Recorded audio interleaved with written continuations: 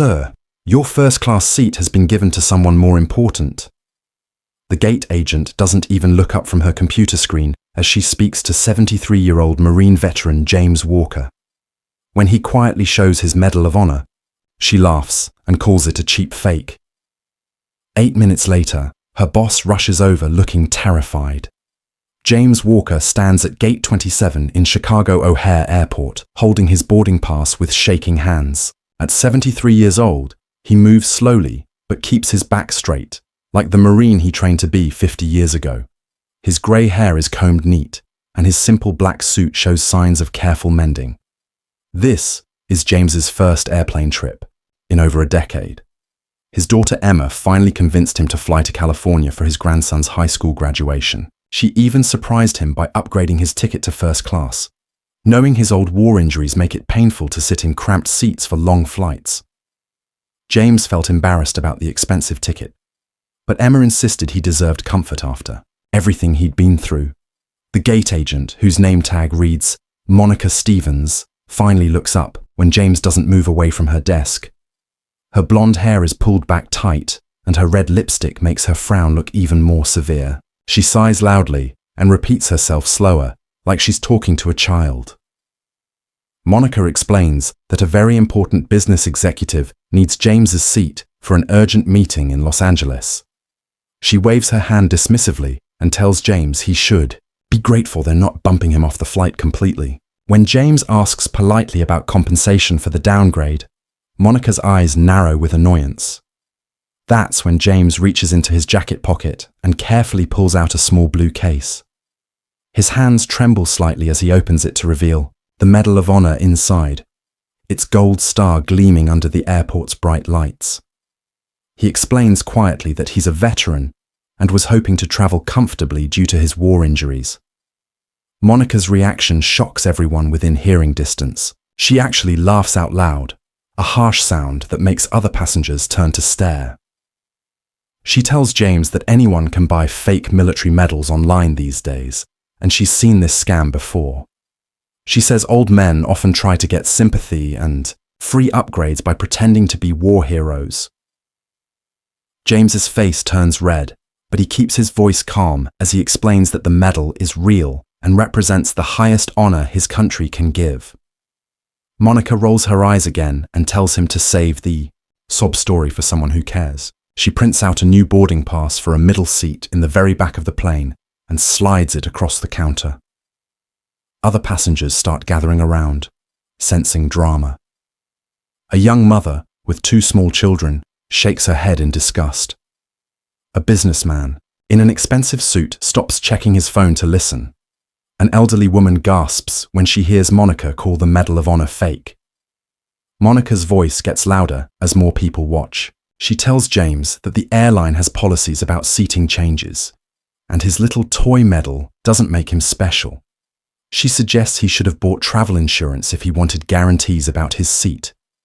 When James points out that his daughter paid full price for the first-class ticket, Monica shrugs and says that's not her problem. The situation gets worse when James asks to speak with a supervisor. Monica snorts and tells him that she is the supervisor for this gate, and her decision is final. She threatens to call security if he doesn't stop causing trouble and take his new seat assignment. Her voice carries across the gate area, and dozens of passengers are now watching the confrontation. A teenager with his phone out starts recording video, whispering to his friend about the crazy gate agent being mean to an old veteran. Other people begin taking pictures of James's Medal of Honor, with some passengers looking it up online to verify that it's the real thing. The tension in the air grows thicker as travelers realize they're witnessing something terrible. Monica seems to enjoy the attention and power. She leans forward and tells James that maybe next time he should fly with an airline that cares about old war stories.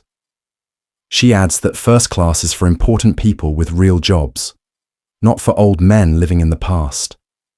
The cruelty in her voice makes several passengers gasp out loud.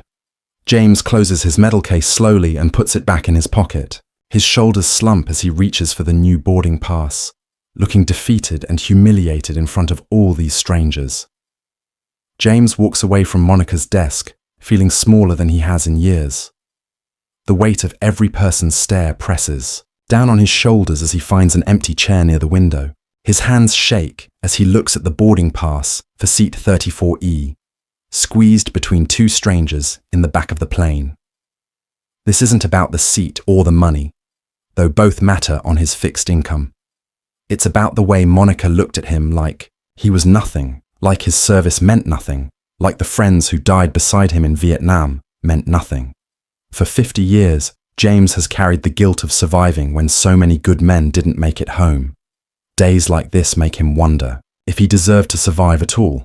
He thinks about his grandson Tommy, who's graduating tomorrow as class president.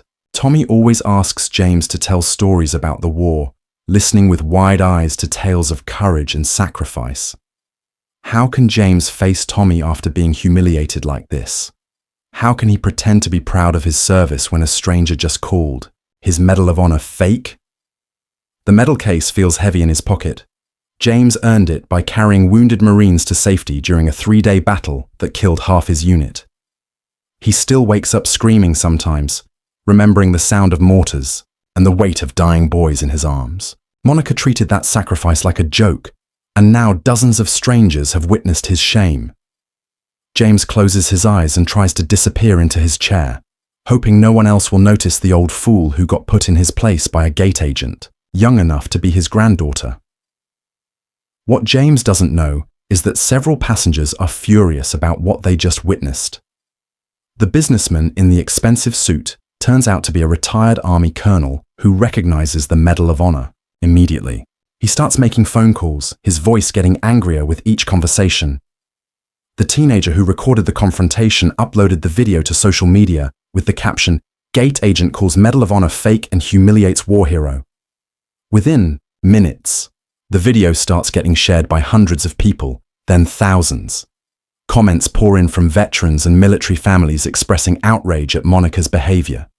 Meanwhile, the elderly woman who gasped during the confrontation approaches James quietly. She introduces herself as Margaret Chen, a Gold Star mother whose son died in Afghanistan. She thanks James for his service and tells him that her son would be disgusted by how Monica treated him. Margaret asks for James's permission to make some phone calls of her own. The young mother with 2 children walks over next.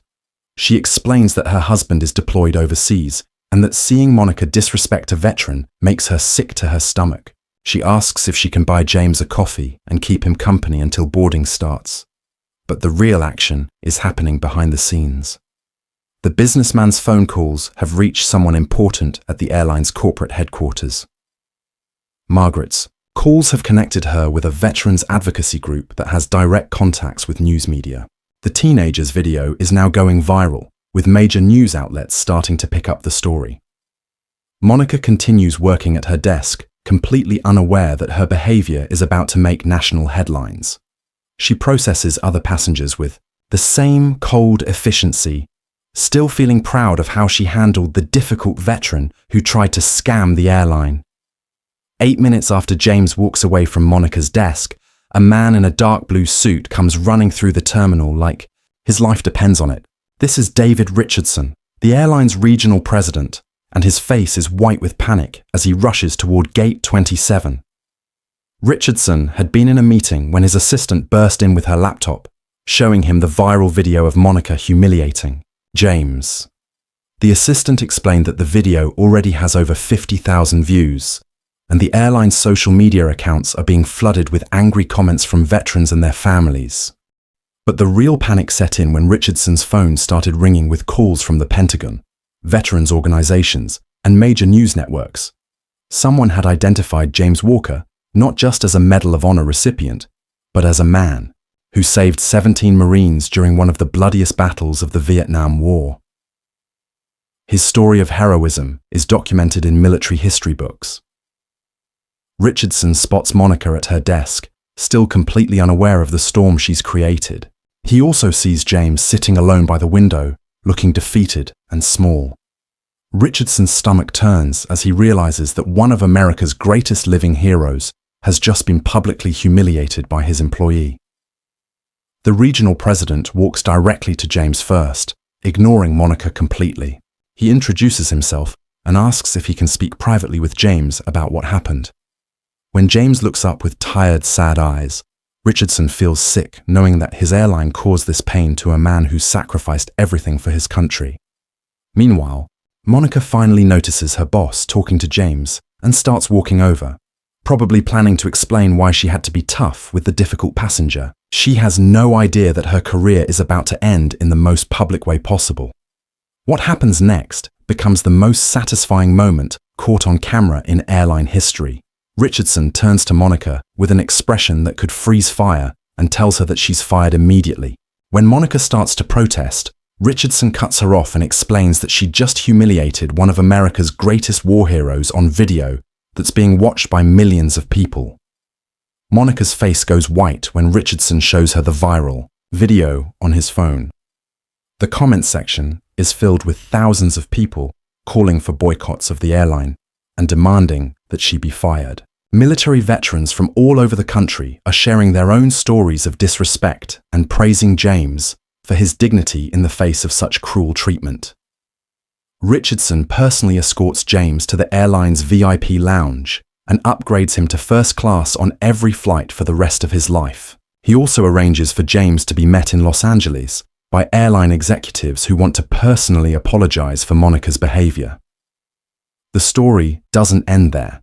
When James arrives in California, he discovers that his grandson, Tommy, has seen the viral video and is telling everyone at school that his grandfather is a real American hero. Local news crews want to interview James, and the high school asks him to speak at graduation about service and sacrifice. Monica's firing makes national news, with most people agreeing that she got exactly what she deserved. The airline uses the incident to train employees about treating veterans with respect, and James's story becomes an example of how one person's cruelty can backfire in the age of social media. 6 months later, James Walker sits in first class on another flight, this time heading to Washington, D.C., where he's been invited to speak at the Pentagon about veteran affairs. The flight attendants treat him like royalty, and fellow passengers often recognize him from the viral video that changed his life. James learned something important that day at Gate 27. For years after Vietnam, he felt forgotten by a country that seemed to want to forget the war entirely. Monica's cruelty hurt so much because it confirmed his worst fears about how people saw him, as just another old man with stories nobody wanted to hear. But the response to that viral video showed James something different. Millions of Americans were outraged on his behalf, proving that most people do respect and honor military service. The teenager who recorded the video, the businessman who made phone calls, the mother who offered comfort. They all stepped up when it mattered. Sometimes it takes one person's cruelty to reveal everyone else's kindness. Monica thought she could humiliate an old veteran without consequences, but she learned that in today's connected world, disrespecting American heroes comes with a price that can destroy careers in minutes. James's Medal of Honor was never fake, and neither was the respect he earned from a grateful nation.